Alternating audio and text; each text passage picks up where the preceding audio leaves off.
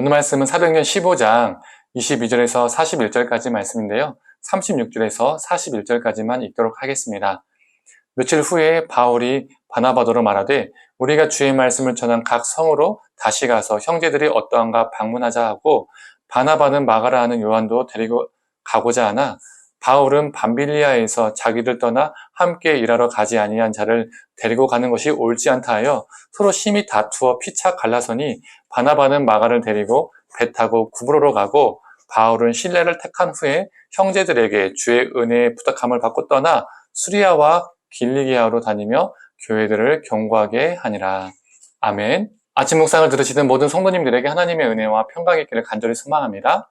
예루살렘 교회는 회의의 결론을 이제 이방인 교회에 알려야 하죠. 이 바울과 바나바 그리고 유다와 실라를 보내기로 결정했습니다. 할례를 강조했던 그 사람들은 예루살렘 교회가 공식적으로 파송한 사람이 아니었고, 또 이방인 성도들에게 그 네 가지 기준을 알려주기 위해서죠. 이로 인하여서 이 소식을 들었던 이 안디옥 교회는 위로와 기쁨을 얻게 되었습니다. 이렇게 이방인 교회와 유대 교회가 주님 안에서 연합을 이루게 되었죠. 또한 바울과 바나바는 안디옥에서 지내며 많은 사람들에게 하나님의 말씀을 전했습니다. 그리고 36절부터 바울의 2차 전도 여행이 시작됩니다. 그런데 문제가 생겼습니다. 바울과 바나바가요, 심하게 다투게 되었습니다. 그 문제 중심에는 누가 있었죠? 바로 마가가 있었습니다. 1차 전도 여행 때에 마가가 팀을 이탈했었습니다. 그리고 예루살렘으로 갔죠. 마가는 어떤 사람이냐면, 마가는 120명의 사람이 들어가서 기도할 수 있는 다락방을 소유했던 집안의 아들이었습니다. 즉 그는요, 부잣집 아들이었다는 거예요. 부잣집 도련님이었다는 겁니다. 경제적으로 부유했기 때문에 아마 그는 자신의 인생 속에서 큰 어려움 없이 삶을 살아왔을 겁니다. 이런 마가에게 전도 여행은 너무나 벅찼던 것이죠. 감당하기 힘든 여정이었습니다.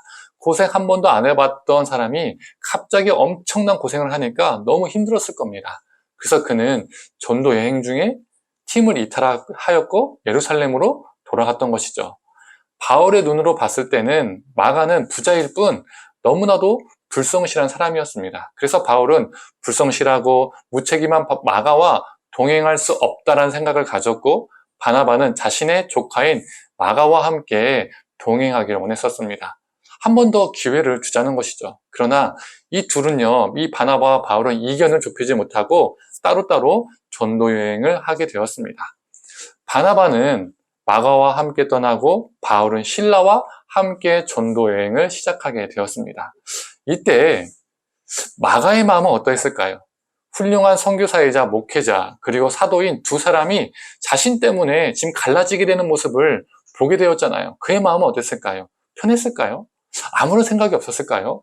동고동락하고 정말 귀한 동역을 이루었던, 서로 섬겼던 이 두 사람이 자기 잘못 때문에 갈라지게 되었는데, 이 광경을 보고도 아무런 생각이 없었다면 그는 결코 이후에 아무런 변화를 경험하지 못했을 겁니다. 나이만 먹은 철없는 사람으로 쭉 그렇게 살았겠죠. 그리고 마가복음도 기록하지 못했을 겁니다. 그러나 디모데후서 4장 11절을 보면 바울은 디모데에게 네가 나에게 올 때에 마가를 데려오라고 말합니다. 당부합니다. 그리고 마가가 자신에게 유익한 사람이다라고 표현을 합니다. 오늘 본문을 보면 바울에게 있어서 마가는요, 함께하고 싶지 않은 사람이었습니다. 불성실한 사람이었습니다. 그런데 후에 마가는 바울에게 있어서 함께하고 싶은 사람이 되었습니다. 유익한 사람으로 변했다는 것이죠.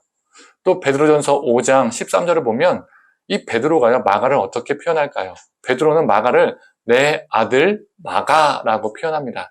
마가는요, 베드로의 영적 아들이었다는 거예요.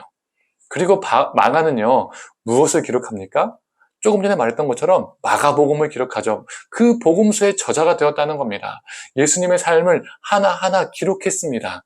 2000년이 지난 지금도 우리는요, 그가 기록한 성경을 보고 있잖아요. 사람이요, 이렇게 변했다는 거예요. 마가는 아마도 자신으로 인하여서 바울과 바나바가 갈라짐, 그리고 바울에게 거부당함, 이 사건들을요, 가볍게 넘기지 않았을 겁니다.